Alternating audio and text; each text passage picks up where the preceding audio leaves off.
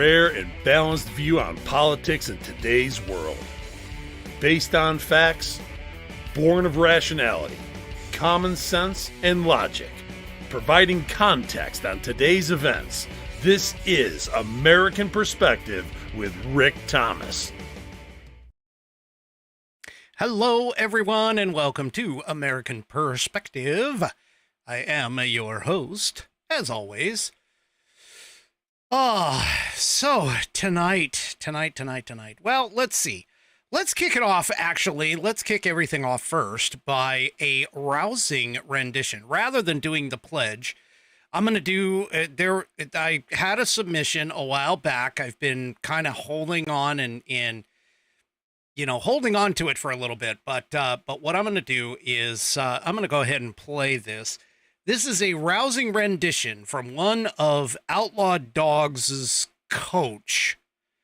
And sorry, the name just slipped my mind. But anyway, Coach Eddie. So Coach Eddie did the anthem on guitar, and she recorded it for us. So without further ado, let's head on over and, of course, obviously, this is the not the Pledge of Allegiance, but this is the anthem. So, make sure you remove your hat and so on and so forth. And let's take a listen to this wonderful United States of America anthem, played by Coach Eddie.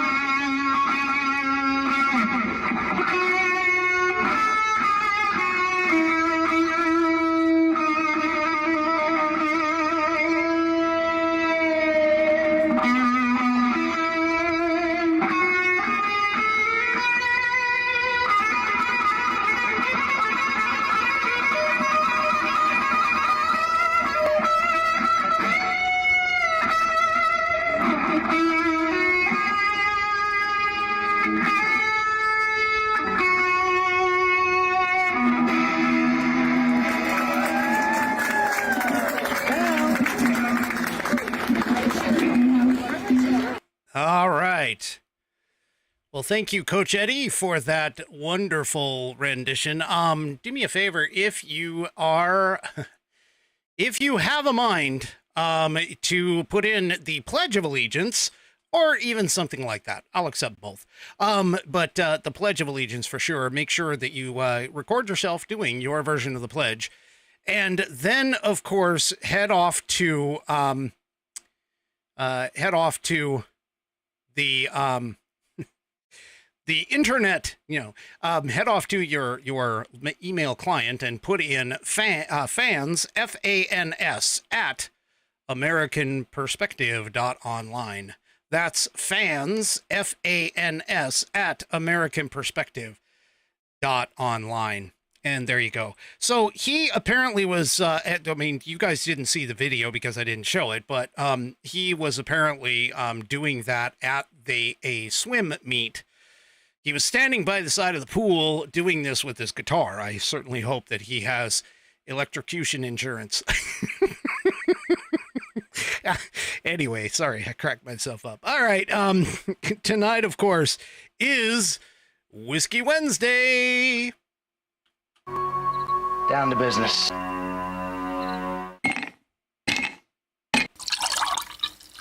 That's the nectar of the gods, baby. And, of course, Whiskey Wednesday, it's like Taco Tuesday, but for badasses. And tonight I am finishing off, see, it's empty, my Knob Creek 9 Kentucky Straight Bourbon Whiskey. That should make Bonnie happy for that. And tonight, of course, it is, as always, every Wednesday, in our True Grit Roots Network, old-fashioned rocks, whatever you want to call it, glass. There's my stones right there in the bottom, the whiskey stones, because you got to have whiskey in order to get stoned. I don't know, whatever. Anyway, that's some good stuff for you right there. And let me go ahead, since it is Wednesday and it is True Grit Roots Network night. We have tgrn.net. That's True Grit Roots Network with our channel TGRN Blues. Let me tell you about one of our blues on-air personalities and his show. The on-air personality, of course, is Pat Mighty Quinn, and tonight we're going to talk to you about cruising on the blues highway. Now, here's what Pat says about his show. He says, I have always been a fan of the blues and blues rock, going back to the late 60s. My two older sisters introduced me to several artists and bands like Muddy Waters and Buddy Guy, the Rolling Stones, Led Zeppelin, Eric Clapton, and then in the 1970s, I discovered so much more.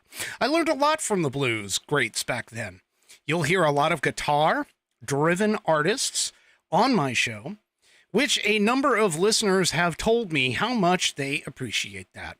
I feature these types of artists they can't hear or find on other stations. The blues is here to stay. I guarantee that.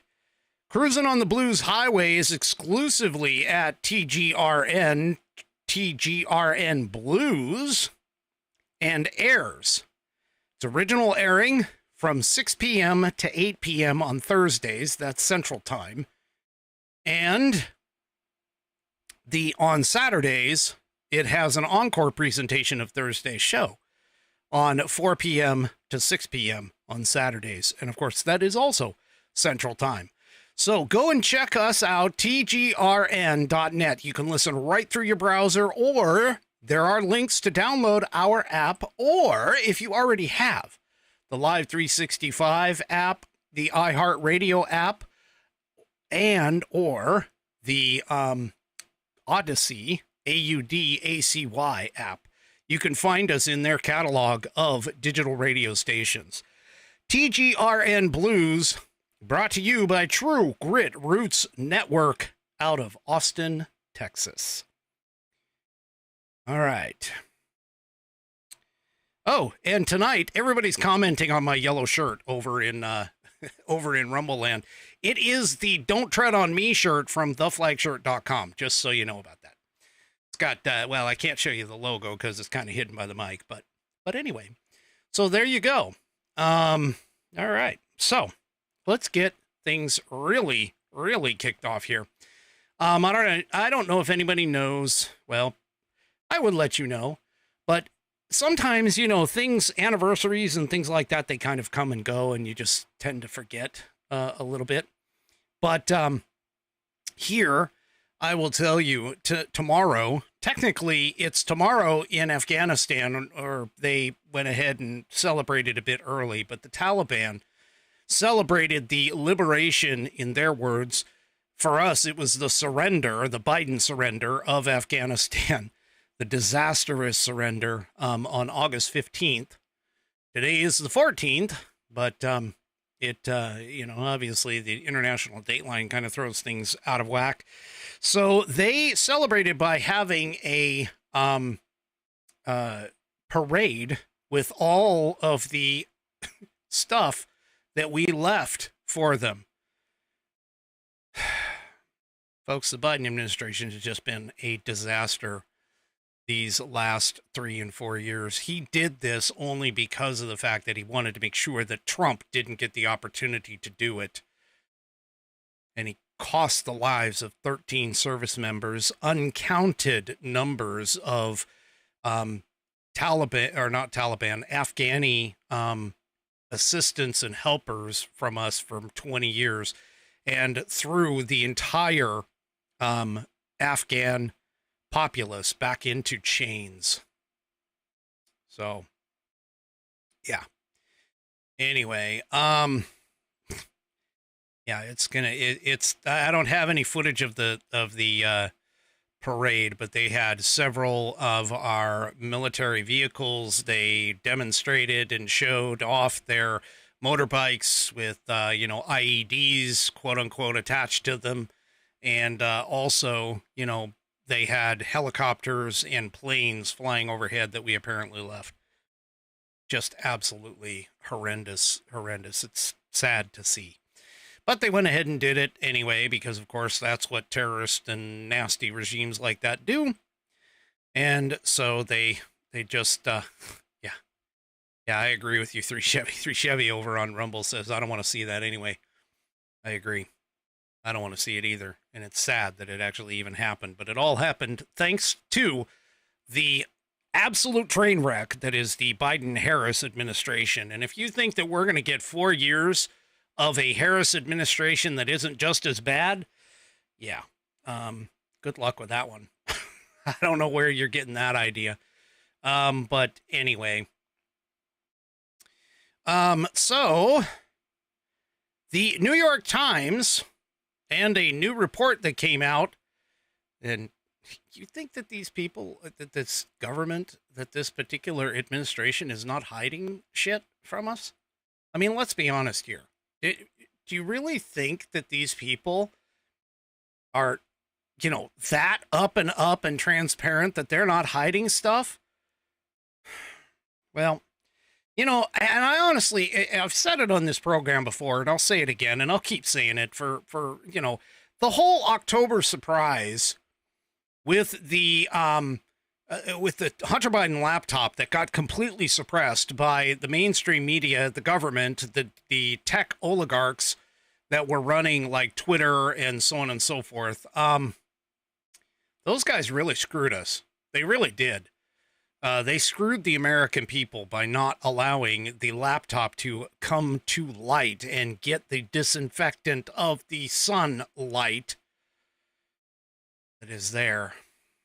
But anyway, now apparently there was a new report that came out, and here in Red State, it starts off talking about it, where Hunter Biden actually asked the State Department for help on the Burisma deal while Joe Biden was vice president. They've been hiding this information, folks. They've been trying to bury it. Now, I don't understand. I really don't understand how this cannot possibly be a FARA violation. I mean, it is a FARA violation. That's the point. A Foreign Agent Registration Act is supposed to make sure that we know and identify the people who are going through and lobbying on behalf of foreign entities. Exactly what the FARA Act is supposed to be for. And unfortunately, this particular situation, we knew about it. The government knew about it. The state knew about it. And yet they decided to bury it because, of course, this was a connection to Biden. So this report that came out, and the New York Times, by the way, They're the ones that said that it was, Russian disinformation, jumped on the 51 intel people who sold their soul to the freaking deep state or whatever. But anyway, on Tuesday evening, they dropped a article revealing that first son Hunter Biden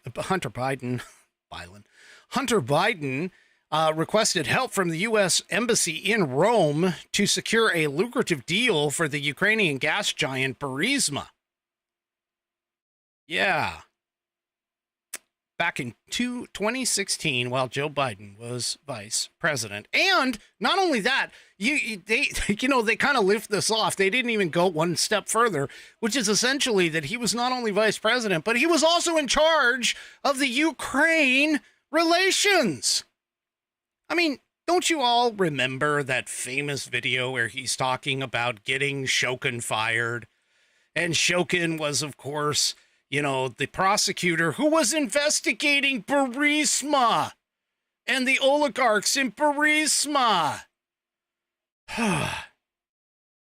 What's sad about all of this, of course, is that there's people, and I use that term extremely loosely because, let's face it, we can't necessarily call morons, the sycophantic leftist morons, people, because they just aren't using their brains.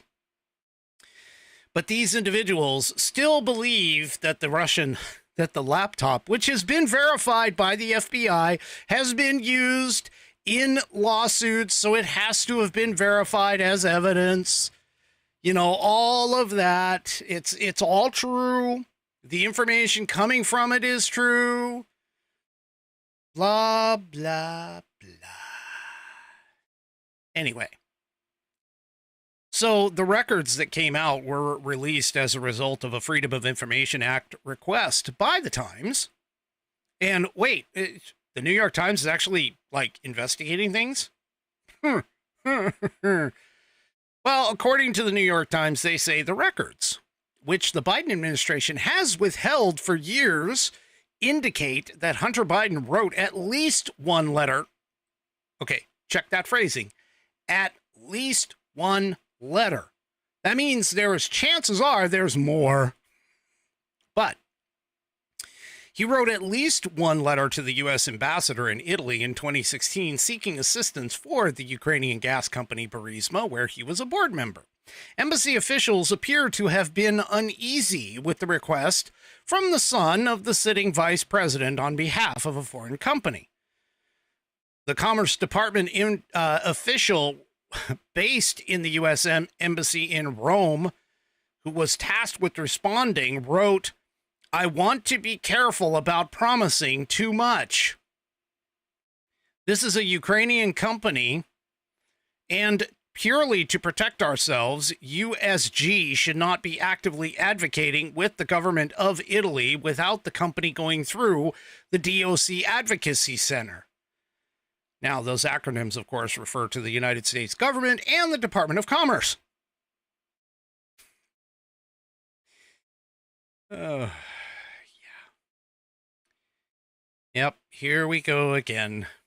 So, yeah, his outreach to the U.S. Embassy in Rome on behalf of Burisma is specifically what a FARA violation would be.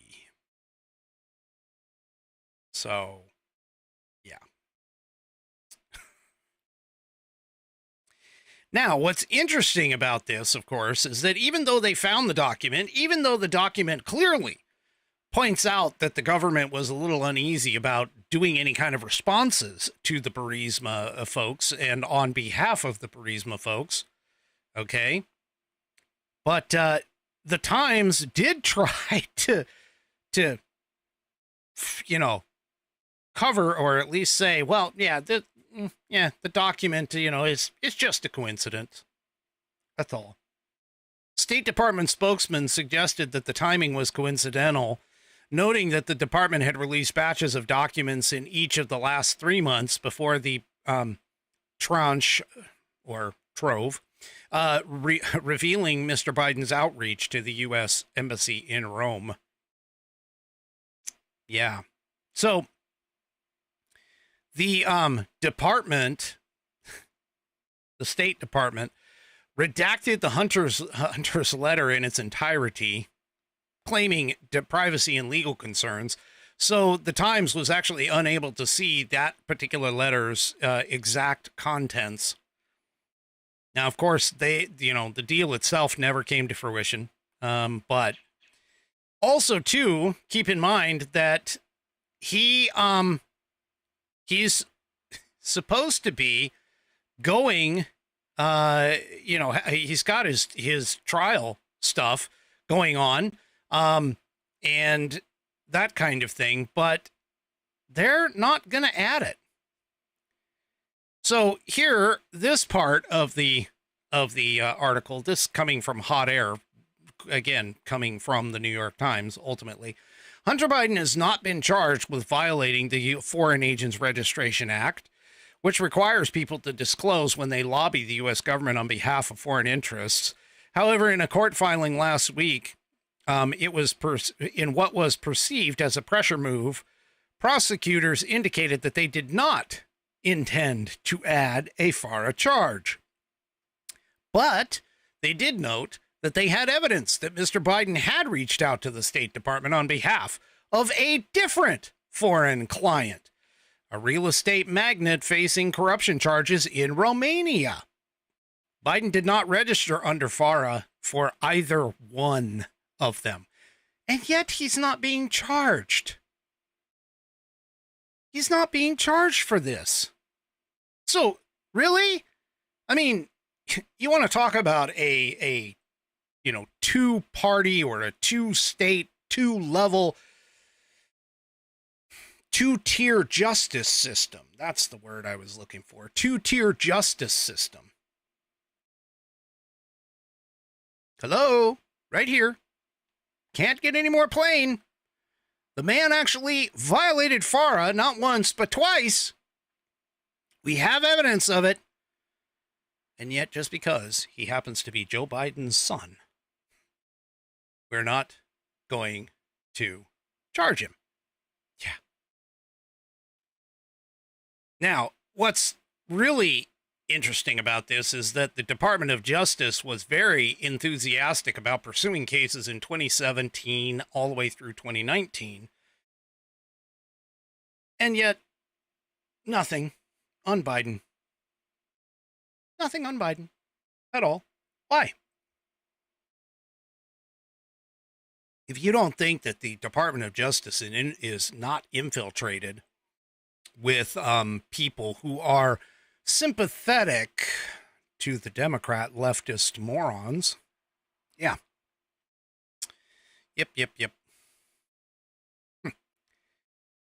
Now, one thing that is also of interest too is that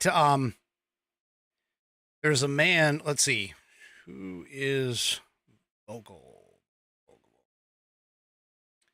Let's see. I got to find where Vogel is. Anyway, there's a gentleman by the name of Vogel, and I'm not exactly sure where he plays into it, but I think he might be one of the either the prosecutor, one of the attorneys. But anyway, Vogel itself tries to cast a little bit of doubt on the timing and the connection between the release of these materials and, of course, the withdrawal from Joe Biden. So the department's he says the department's productions. Oh, Vogel might be the writer of the article. That's what it is. Vogel's the writer of the article. The department's productions are overseen by a growing team of career public servants, not political appointees.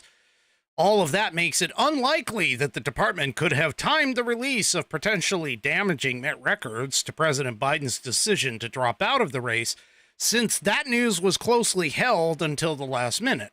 Still, the records are likely to fuel suspicion among Republicans who had spent years spotlighting the younger Mr. Biden's foreign business as a blotch on his father's political career. Yeah, it was a blotch. It is a blotch. It should have been coming out. All of this stuff should have come out in October of 2020 to sink the Biden presidency. But Nope. So there we go. Yeah.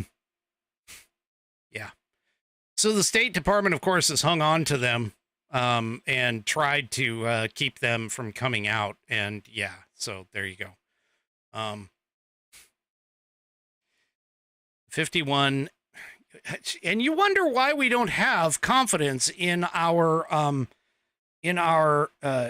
administration and various entities within our government or anything else with this. I just don't understand why can you people not get this? Why can you people not understand this?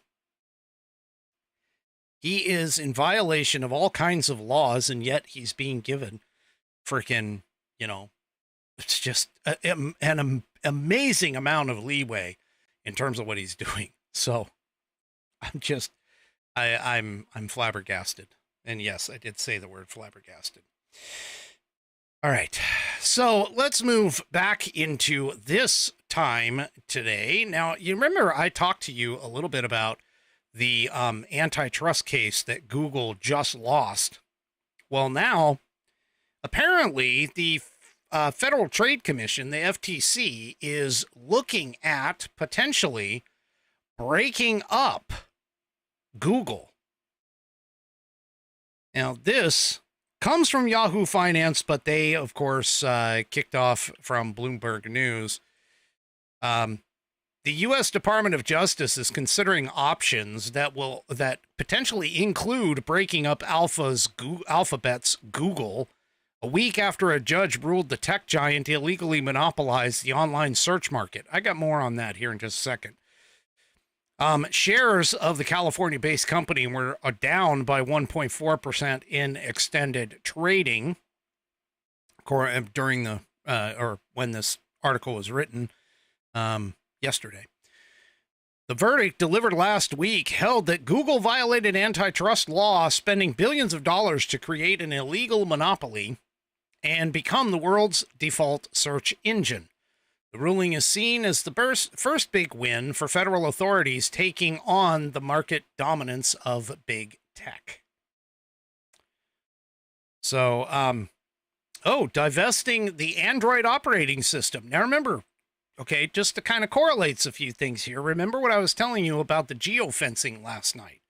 How that information being requested by what is essentially a generic warrant, potentially violating people's Fourth Amendment rights, getting the generic warrant from Google. That might be part of what goes on here, but divesting the Android operating system was one of the remedies most frequently discussed by Justice Department attorneys, according to the report about this said. Officials are also considering trying to force a possible sale of AdWords, which is Google's search ad program, and a possible divestment of its Chrome web browser, according to the report. So that would be their Android operating system, their web browser, their AdWords options, and breaking all of those up. I can still remember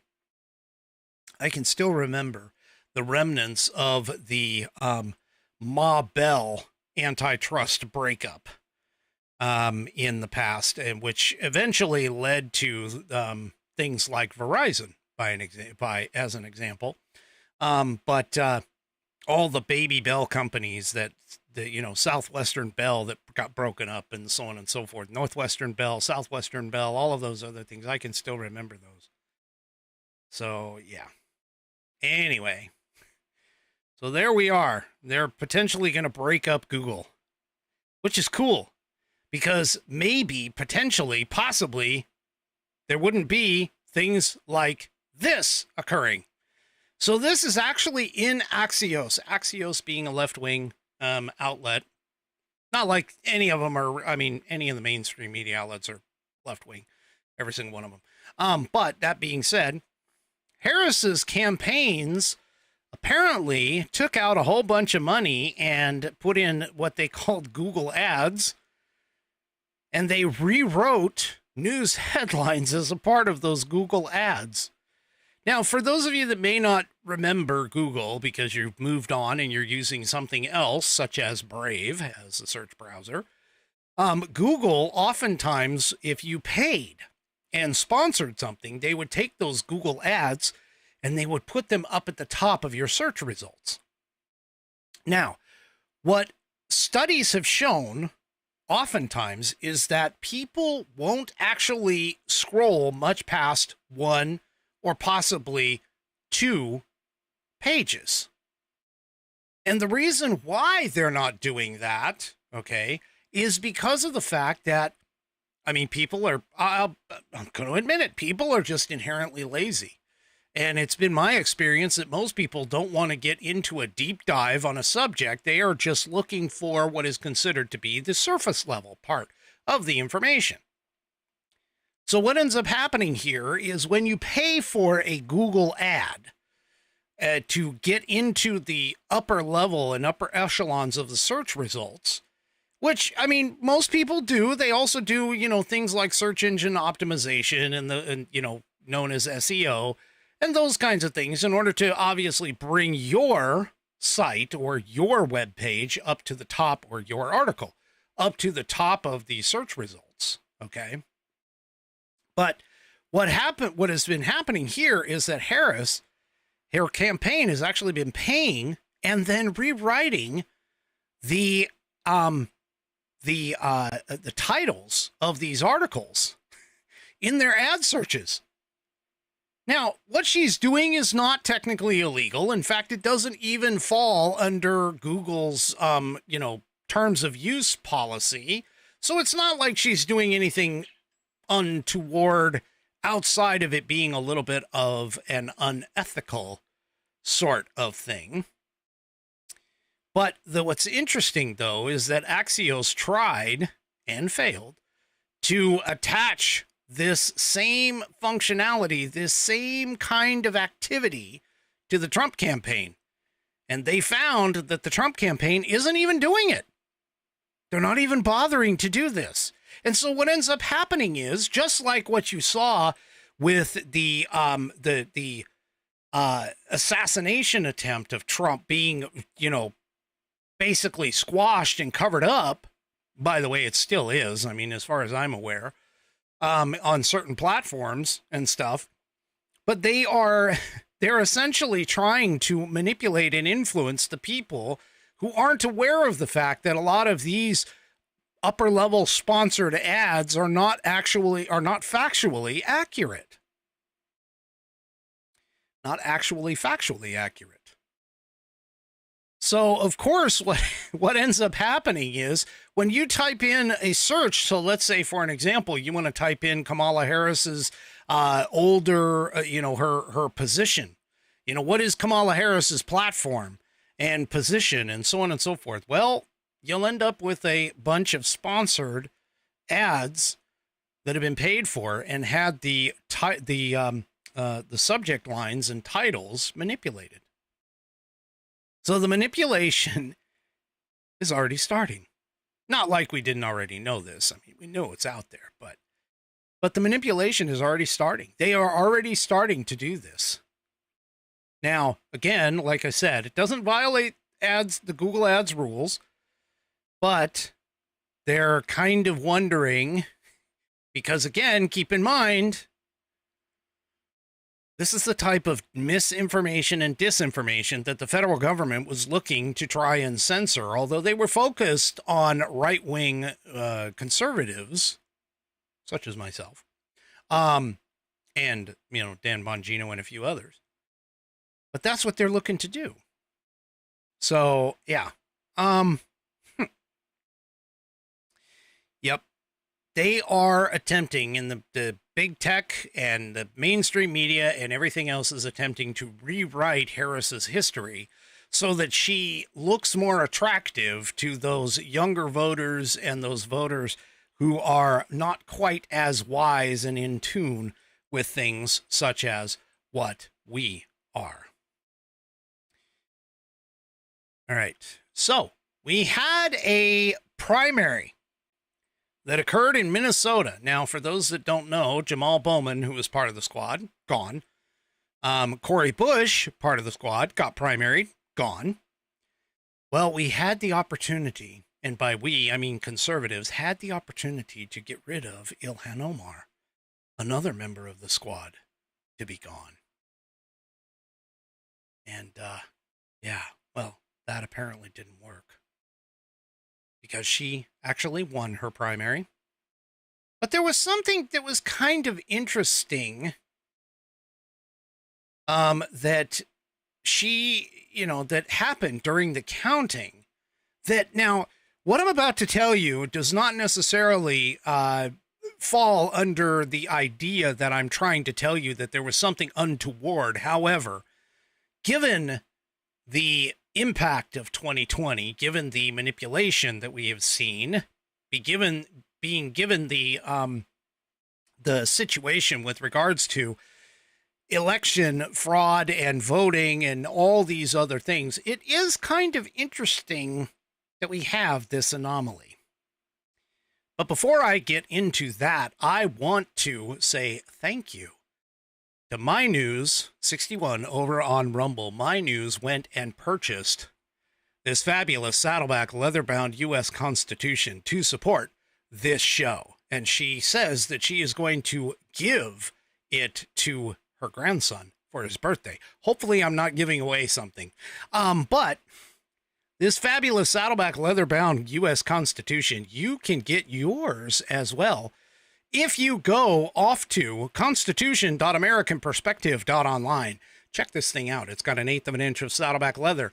It is tear and water resistant of the pages within. That Saddleback leather wraps around and is bound to those pages by this great stitched binding. This isn't cheap glue holding this together. No, folks, this is stitched all the way through with the leather.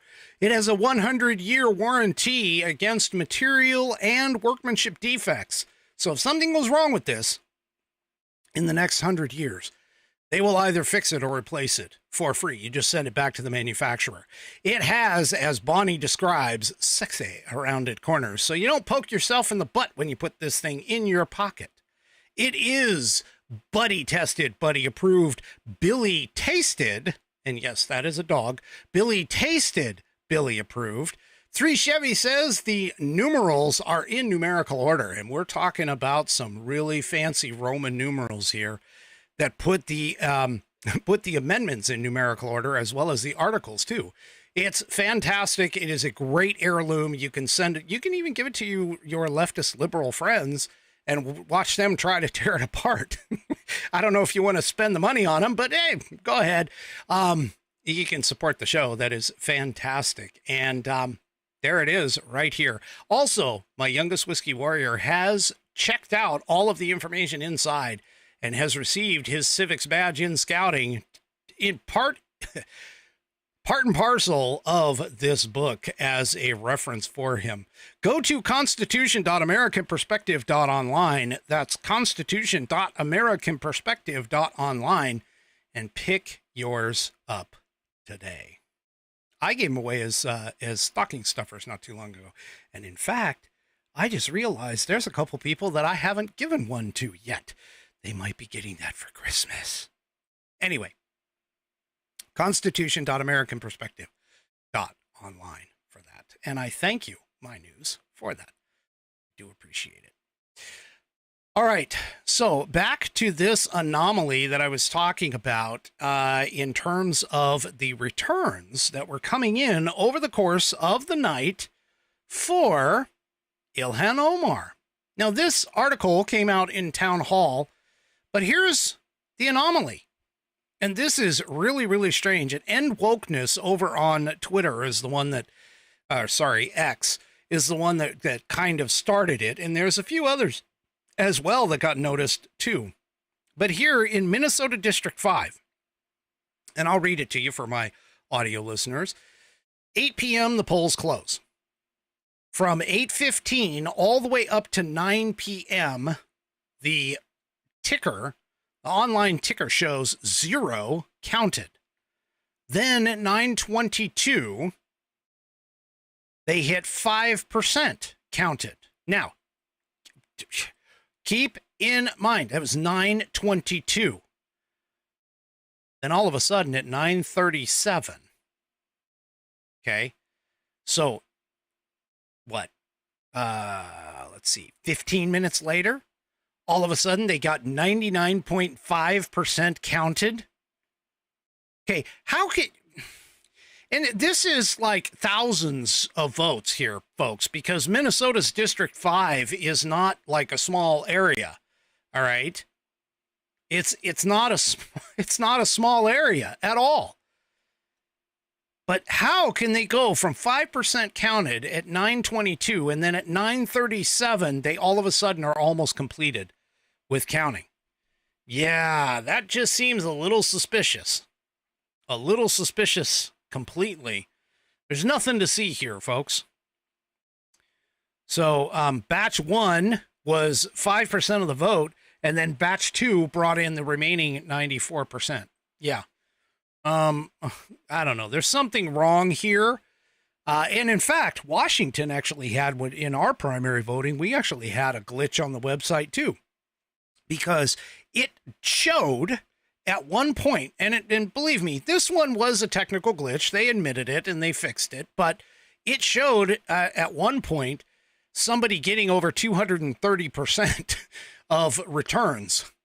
Now, you know, obviously people who were watching kind of called it out, and it was fairly easily explained away as a technical glitch in as far as that goes. But this kind of thing is, you know, they need to explain this.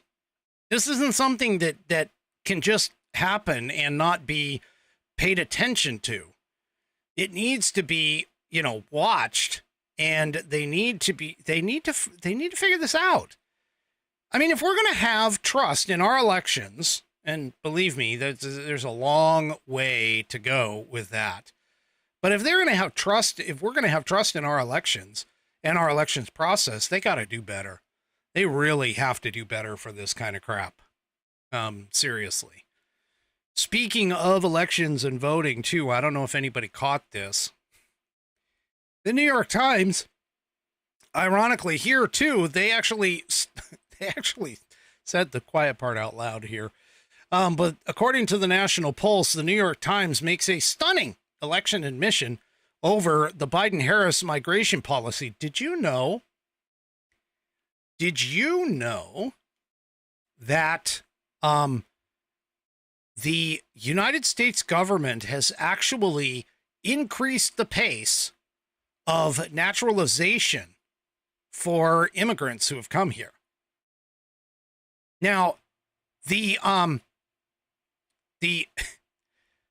individual Zhao Wang, who is the foreign-born chief executive of the Boundless Immigration Organization, actually told the New York Times, and they printed it, his quote, he said, "Surge in naturalization efficiency isn't just about clearing backlogs. It's about potentially reshaping the electorate mere months before a pivotal election." Did you catch that? It's not about clearing the backlogs. It's about potentially reshaping the electorate merely months before a pivotal election. So now Wang is chief of an organization who helps migrants to naturalize, employing former State Department Deputy Visa Chief and U.S. Citizenship and Immigration Services Officer Eric Finch to do so, brags that every citizenship application could be a vote that decides a Senate seat or potentially even presidency. So roughly 3.3 million foreigners have been naturalized under the Biden-Harris government so far. States with the highest number of voting age naturalized citizens, such as Georgia, Arizona, Nevada, and Pennsylvania. Oh, wait a minute. What's common about those? Hold on. What's common about Georgia, Arizona, Nevada, and Pennsylvania? Oh. Not that I'm really I'm kind of being facetious here. They're Battleground states. And Pennsylvania and Georgia in particular, as I've told you on this program, are crucial for the Donald Trump campaign to win. Yeah. The New York Times quotes that the naturalized migrants who say they were processed in less than 6 months. Now, keep in mind that the Trump administration took around 10 months due to heightened security of applicants and pandemic-related delays. Yeah. Now, remember, too, folks, that immigrants, whether legal or illegal, and illegal immigrants are called illegal aliens. That's the technical legal term for them. But either way, immigrants tend to vote overwhelmingly Democrat.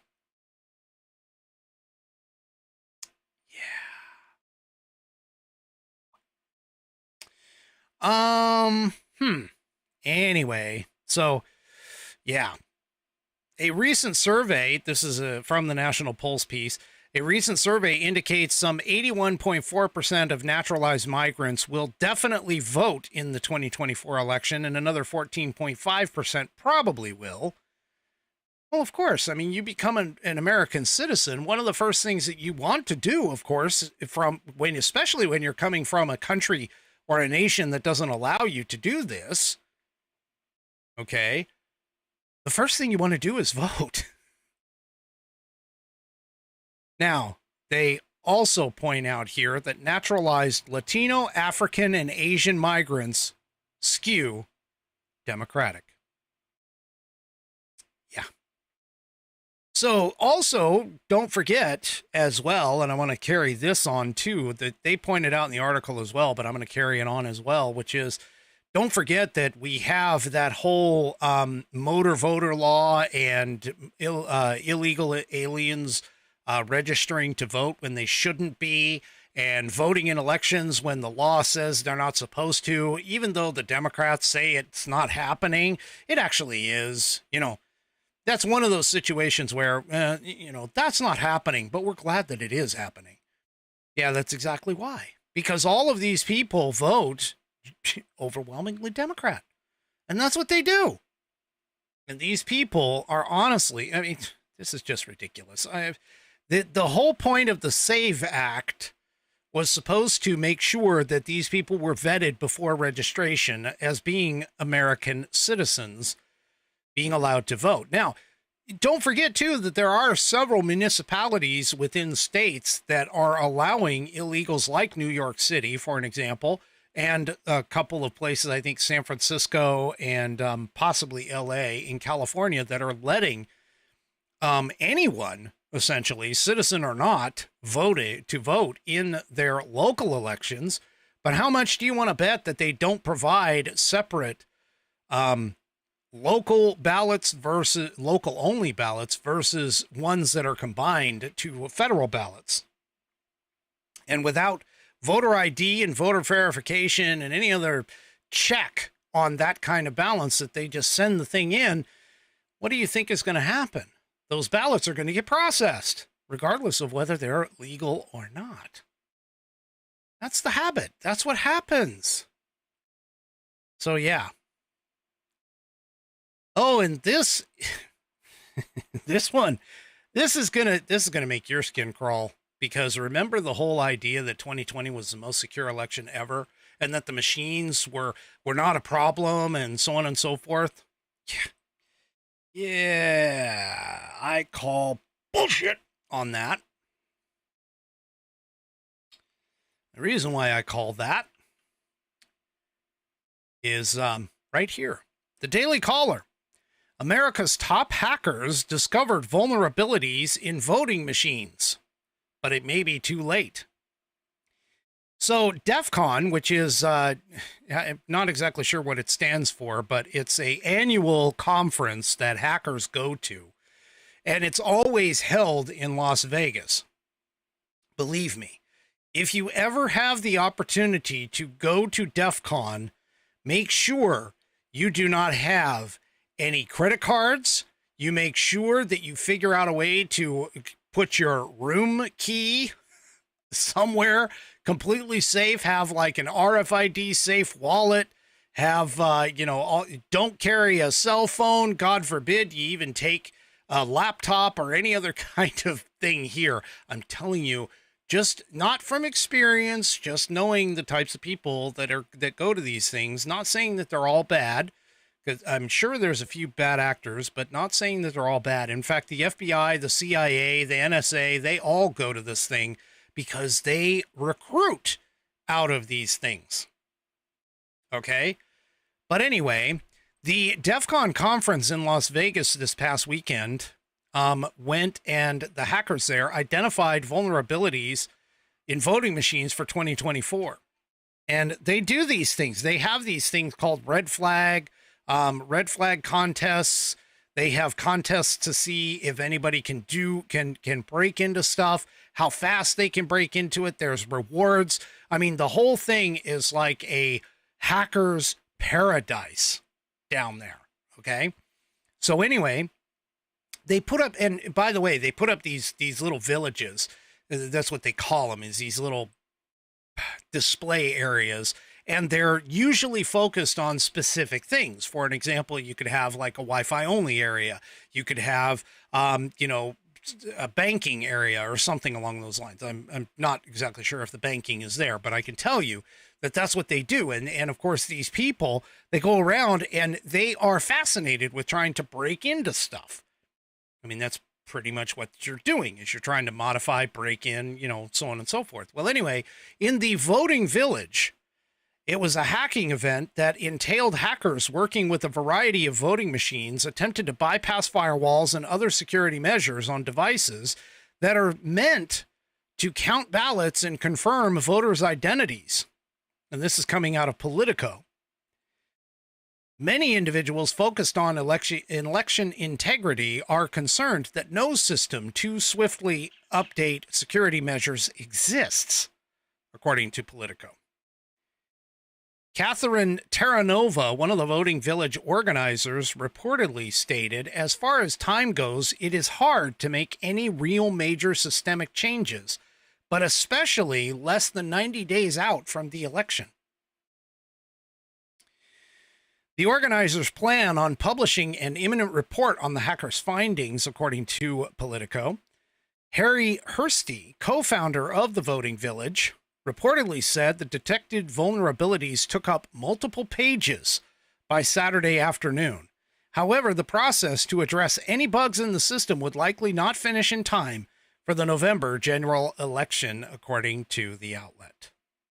The event comes after former President Donald Trump's campaign was reportedly hacked. Okay, I'm going to toss that out of the way because we're not even sure what the heck is going on there. Even though I reported on it, there's still nothing showing up there. But the point is that this is essentially, they're talking about this, essentially saying that these voting machines can be hacked. The vulnerabilities exist, and believe me, it's not like the vulnerability all of a sudden showed up between 2020 and 2024. I mean, I'm sure these vulnerabilities existed back in 2020. They may have even existed all the way back to 2016, which, by the way, during the 2016 election, according to this piece in the Daily Caller again, the FBI reported 2 states' elections databases were breached by foreign hackers. Now, the FBI did not clarify what foreign actors breached it, but there were reports at the time of the attacks on Illinois and Arizona's voting systems. Okay. So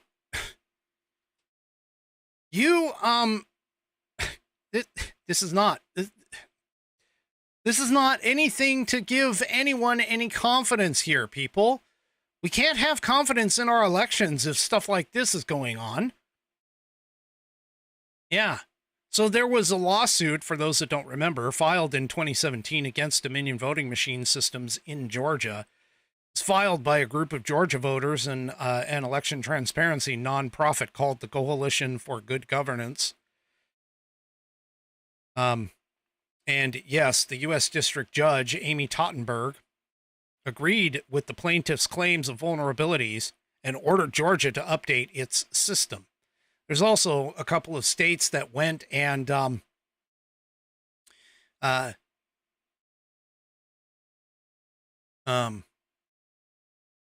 sorry, got distracted by something in the chat. There also were states that specifically bypassed on certain machines, Dominion voting systems being one of them, because of the fact that they found vulnerabilities and they couldn't secure them to the state's satisfaction. So here we go again, folks. Just more shade being tossed on to the election, and we're not even there yet. We're 80 something days out, 80, I think 85 or something like that, days out from this. And yeah, it's just a oh yeah. Well, speaking about some more misinformation, there was a Kamala Harris ad that came out that featured a photo of a sheriff in I'm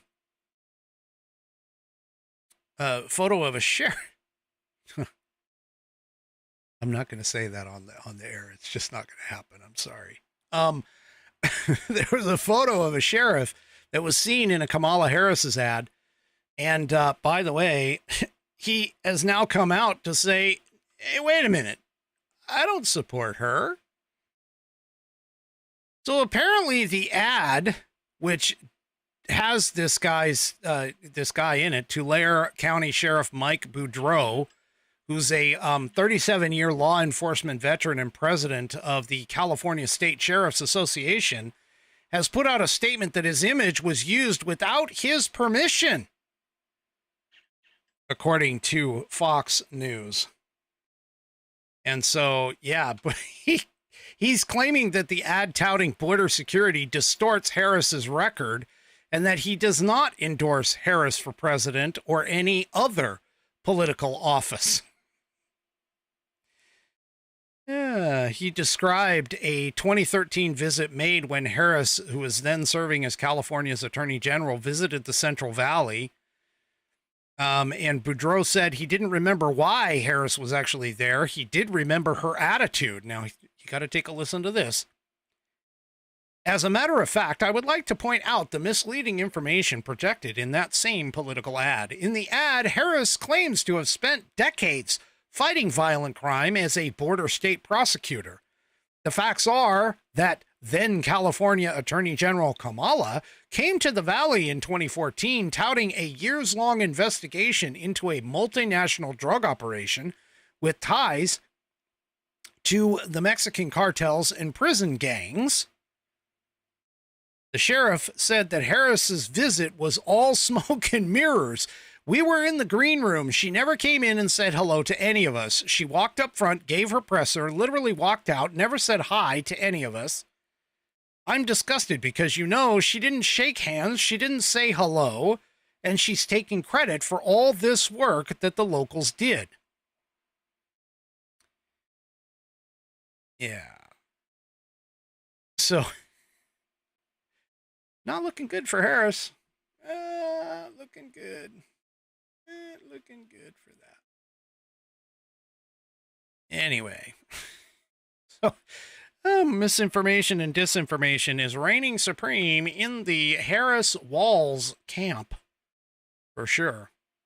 Speaking of misinformation and disinformation, remember, the reason why they're holding Kamala Harris back from doing interviews is because of the fact that she is trying to remake herself through video advertisements and clips that are created by these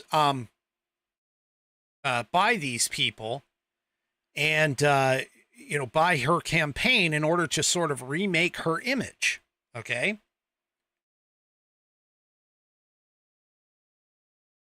So the Washington Free Beacon decided to put out this article where it talks about the policy reversals for which Kamala Harris has offered no explanation. By the way, side note, going to get off track for a second. Don't go anywhere. I am doing my standard hour-and-a-half show. I forgot last week, and I only did it for an hour. So this is my standard hour-and-a-half Wednesday, Saturday thing. And I've got a double feature for the pet of the week this week. All right, so don't go anywhere. Stick with me, please. All right, back to this piece. The policy reversals for which Kamala Harris has offered no explanation. Well, she really hasn't offered any kind of explanation at all for any of this. But the first one, of course, is her oil and gas drilling. Now, Harris did endorse a total ban on fracking during her 2019 campaign, criticizing the practice as being unsafe. She said during a September 2019 CNN town hall, "There is no question I'm in favor of banning fracking. We have to just acknowledge that the residual impact of fracking is enormous in terms of the impact on the health and safety of communities." Well, she actually walked back that position 1 year later, though she did not actually say that she supported fracking. Instead, she told CNN's Dana Bash that she was comfortable with Biden's pledge not to ban fracking. Illegal border crossings is another one. Well, she was one of the 11 candidates in the 2020 Democratic presidential primary to pledge to decriminalize border crossings. You think that isn't happening? Yeah. She wants to shut down, and she has stated that she wants to shut down the detention centers that are being used and decriminalize border crossings. So yeah, during the 2019 debate, the then Telemundo anchor, Jose Diaz-Balart asked participants to raise your hand if you think it should be a civil offense rather than a crime to cross the border without documentation. And Harris, of course, raised her hand. A year later, as a senator, she was flirting with abolishing the Immigration and Customs Enforcement Agency. Yeah. So, yeah. Remember that whole Medicare for All? I don't know if anybody's seen the video, but she like applauded Bernie Sanders for bringing up the whole Medicare for All thing. And she co-sponsored one of his bills for the Medicare for All, and she called at the time in 2019 to eliminate private health insurance in favor of a single-payer system during that January town hall event. Well, when she was pressed on the subject by CNN's Jake Tapper, whether or not she would allow Americans to keep their private health insurance, Harris then responded, "Let's eliminate all of that. Let's move on." When the position prompted criticism, Harris walked it back, releasing a Medicare for All plan that preserved a role for private companies. Now, by the way, her campaign has said she does not support Medicare for All anymore. Yeah.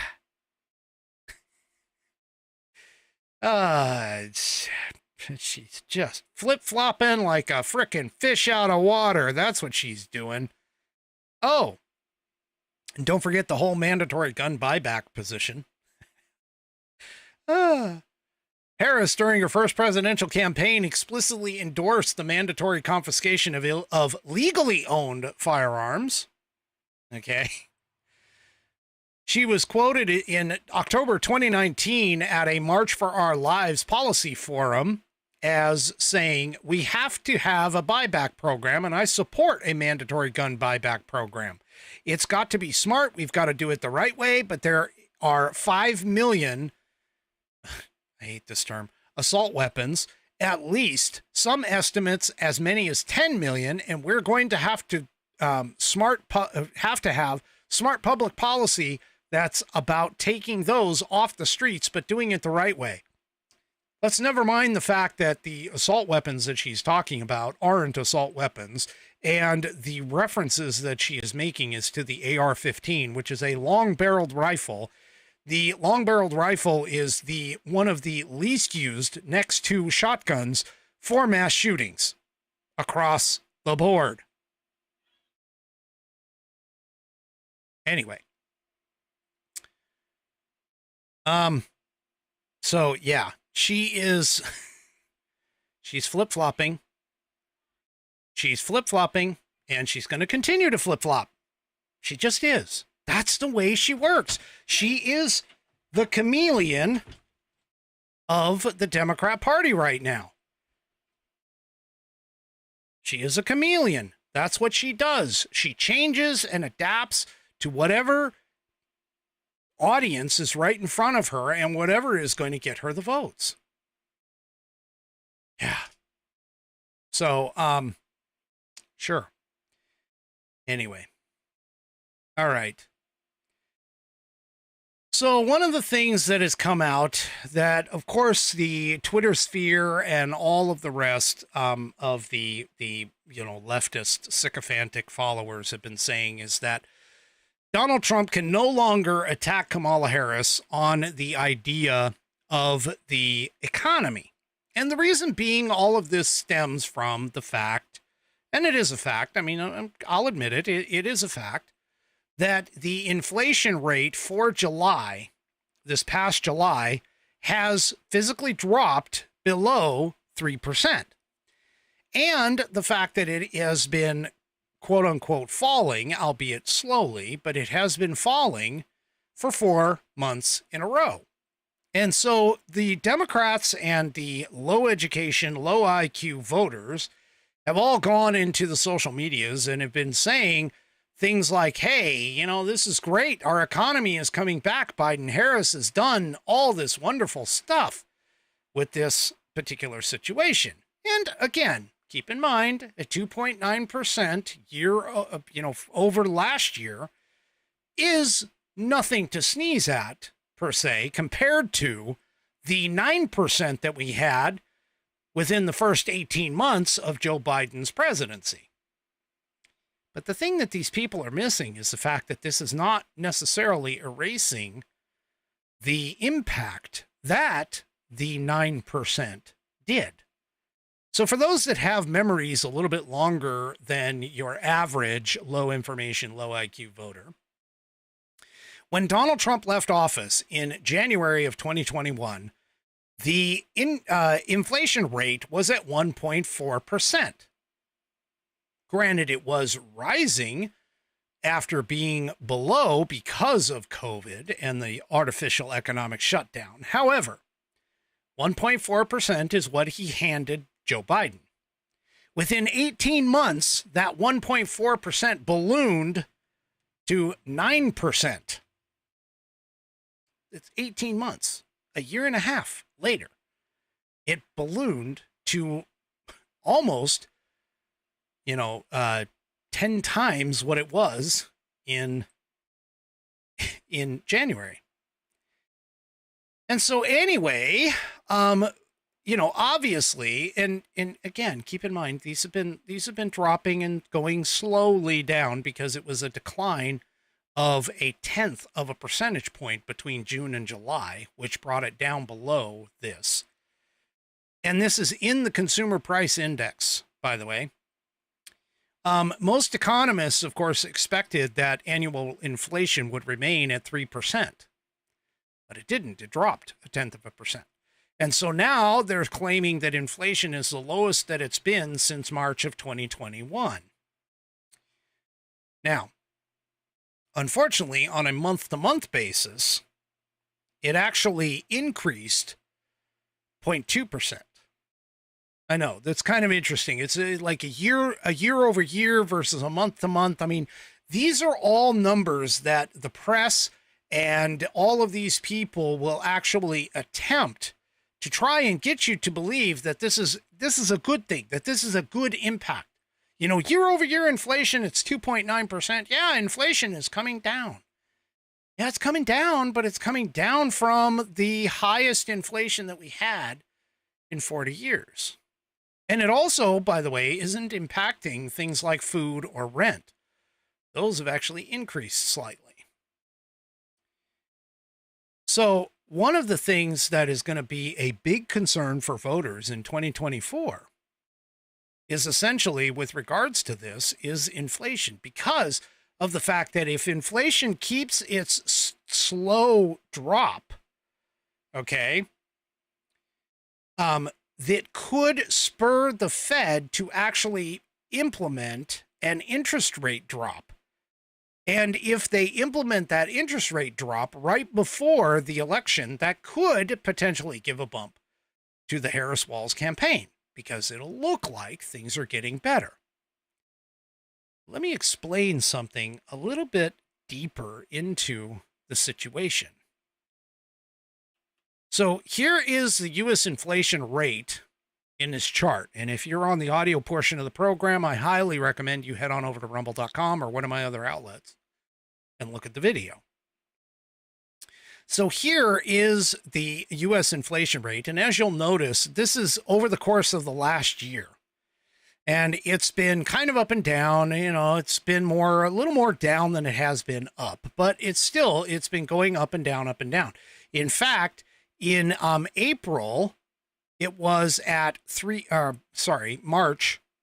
In March, it was at 3.4%.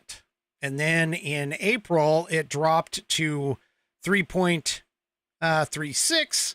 And then in May, it went to 3.27. And then we took a big drop to down to 2.97 month before last in June. But here's where the challenge comes into play. While this is great news in terms of the economy, it doesn't erase what happened or what is happening across the U.S. dollar's value. Now, the inflation, as I've told you on this program, inflation is actually a cumulative effect. Okay, 2% year over year is baked into the cake. They fully expect that if there is reportedly zero inflation, you would have a 2% raise in the cost of the dollar, and that's exactly what it is, year over year. That's expected. That's why that 2% is the target for the banks, for the Federal Reserve. But if we take a look at this U.S. inflation calculator, and I've got it here just as a start. So starting in 1990, because we're going to take it, obviously we could talk about the 80s and the inflation that's there. But after the 80s was over, okay, so we're going to start in 1990 where things started getting really, really good, okay? And we go all the way up to 2021, and we do that calculation, the overall inflation cumulatively from 1990 to 2021 has basically been about 107% over that time. Now, if we go from 1990 all the way to today, 2024, we see that the increase from 1990 to 2024 is actually a cumulative rate of 140%. So that means that in roughly 3 years, from 2021 to 2024, the cumulative rate of inflation has increased by around 30-ish percent, 32, 33%. That means that what you bought in 2021 and then again in 2024 for $1 has now cost you $1.16, which is a 16% increase in price, or put another way, a 16% decrease in the value of $1. See, what they try to convince you is that the value of the dollar is lowering And by the way, too, keep in mind that from 2021 to 2024, when you look at things like wage inflation, okay, or wage increases, wages only have remained fairly steady for across a very long period of time. They've remained steady. And so because they haven't adjusted much, a 16% decrease in the value of a dollar versus, say, a 4% or 5% increase in your wages over the same period, that doesn't equate. That means you've lost roughly 10% of the value of your money. This is the kind of analysis and things that the Democrats do not, under any circumstances, want you to see. They don't want you to see this. Now, the consumer price index and even the inflation rate that they use, depending upon what their numbers are, can actually take out or has taken out certain items in the past. So depending upon what number they give you, for an example, may actually either inflate or deflate the number. Now, that 2.9% that I showed you before, that is supposedly including everything. But there's also the price consumer, the PCE index versus the CPI, the consumer price index. And so, yeah, it just, it's great numbers. I mean, it does a good indication of what's going on a year-over-year basis, but the impact that we have from that 9% that the government, that the Biden administration, Biden-Harris administration, because I got to call out both of them, the Biden-Harris administration has said, the impact is still going to be felt for many, many years to come. And for us to actually get back to where we were in a short period of time, now over a long period of time, we might be able to get there if we're sub 2% for a very long period of time. In fact, just as a comparison, so I just gave you 2021 to 2024. Let's go as a comparison from 2017 to 2020. So 2017 to 2020, the inflation impact calculator, basically the cumulative rate of inflation during the Trump years, was 5.6%. And we've got roughly 3 times that today. So, yeah. The reality of it is that our dollars are worth less than what they were 3 years ago. They are significantly lower. And our wages did not increase in order to combat that. So they can celebrate that 2.9% because the low information, low IQ people will sit there and say, oh yeah, that's great. 2.9%. Yeah, 2.9% over the course of the last year, which basically means that it's still increasing. Inflation is still going up, just going up at a little bit slower rate today than what it was back a couple years ago. Okay, let's see here. Oh, I don't know if anybody saw this. Just something really quick before I get to Pet of the Week. I know Bam is chomping at the bit here. Bam over on Rumble is like, Pet of the Week, Pet of the Week. She's super excited and super ready for it. I got it. I know I screwed up last week. I apologize. But I don't know if anybody heard this. Here in Red State, Biden randomly starts screaming at a cancer event and appears to forget what year it is and Obama's name. So yeah, he was going to speak at an event related to his cancer moonshot initiative, and he was trying to explain it to a reporter where he appeared to forget Barack Obama's name. And Biden, of course, began the initiative when he was Obama's vice president. His quote was, "I started back in the administration of President at the time when I was vice president, and we found out I traveled to every major cancer research facility in the world." Yeah. And then at the event, he told the false story about traveling 17,000 miles with Xi Jinping. But he started saying it so softly and had his eyes half shut that it seemed like he had no energy. He sounded half asleep and he struggled to read the teleprompter, even though he's told that same false story many times. And then, of course, he said, "This is a true story." And then all of a sudden, I guess, he started screaming about how anything was possible. "We believe anything is possible in America. Anything we set our mind to is possible. We are the land of possibilities," he ranted, and he didn't seem to even know what year it was, because he said his goal was to cut American cancer deaths in half by 2020. Yeah. Yeah, I don't know who's in charge of this country, but I can tell you it is probably not him. You know, it's probably not him. All right. Let's go ahead and get on with it. Let's go ahead and kick off our Pet of the Week.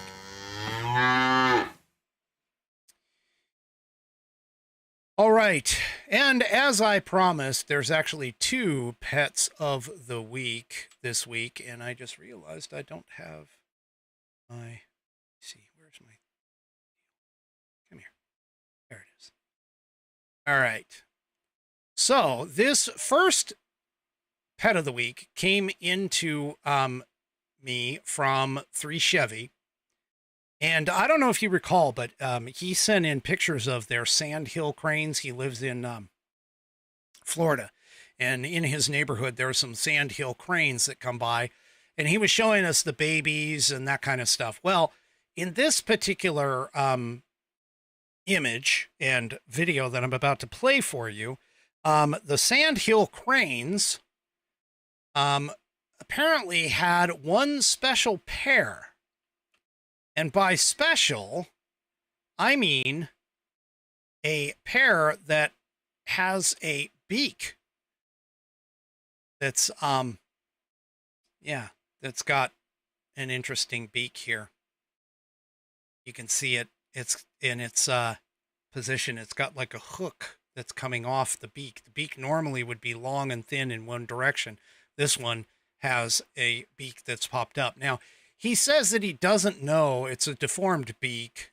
He doesn't know whether it's by an accident or by birth, but it doesn't seem to bother it much.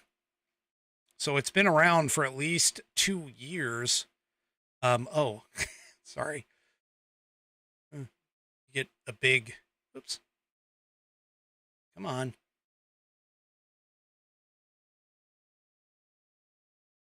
My camera zoomed in.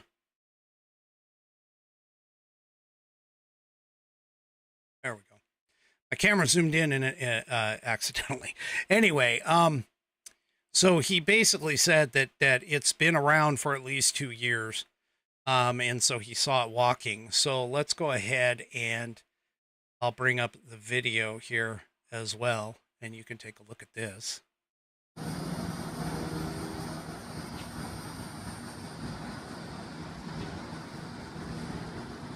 There it is, walking around.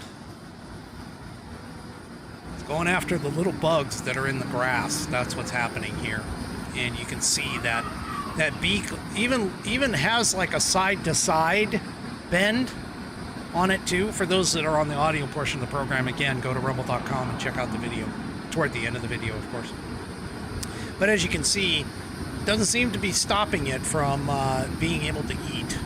It looks fairly healthy from my perspective. Not that I'm an ornithologist whatever. Anyway, it's not like I'm a bird person, but yeah, the feathers looked pretty good and that kind of stuff. So that's pretty cool as far as that goes. All right, there's a couple of photos too if I can bring that up and see which one. Yeah, so there's that photo, and then there's this photo that gives you a little bit better, you can see it, a little bit more of a bend on the beak and how the beak actually is sitting. So yeah, so there you go. That is one of the 2 pets of the week. So this one is our second pet of the week. So you guys remember, and this one is, by the way, submitted by Nana of JJS. And Nana, you remember Baxter. We had a little piece on him not too long ago. But Baxter is the big dog, nice red dog. Well, Baxter was hanging out apparently on the well, I think this is a couch.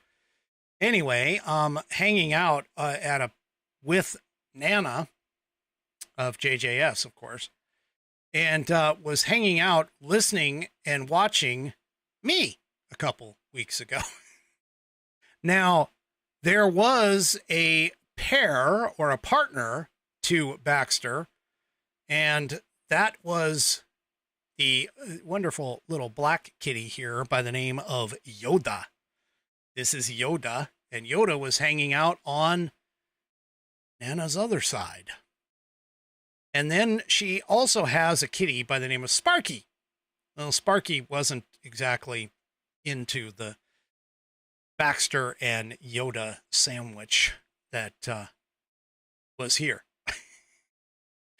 So you can kind of see how Baxter's on one side, Yoda's on the other, and Nana's just kind of sitting in the middle, getting all the heat from the puppy and the kitty.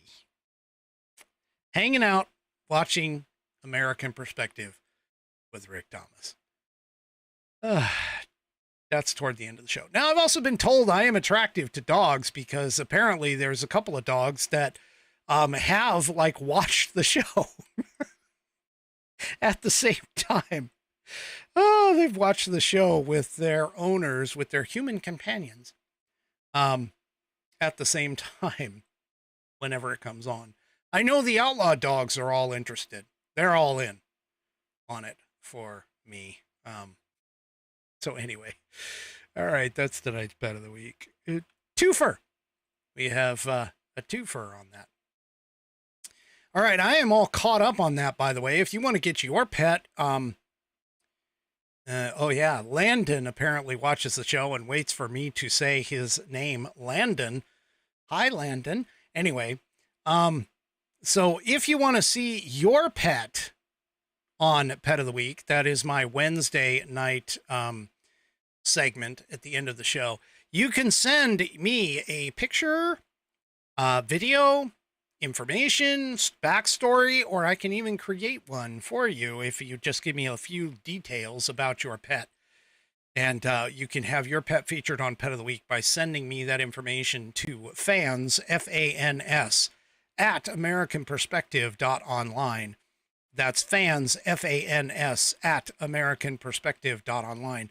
Don't forget, too, I also have Question of the Week on Saturday nights.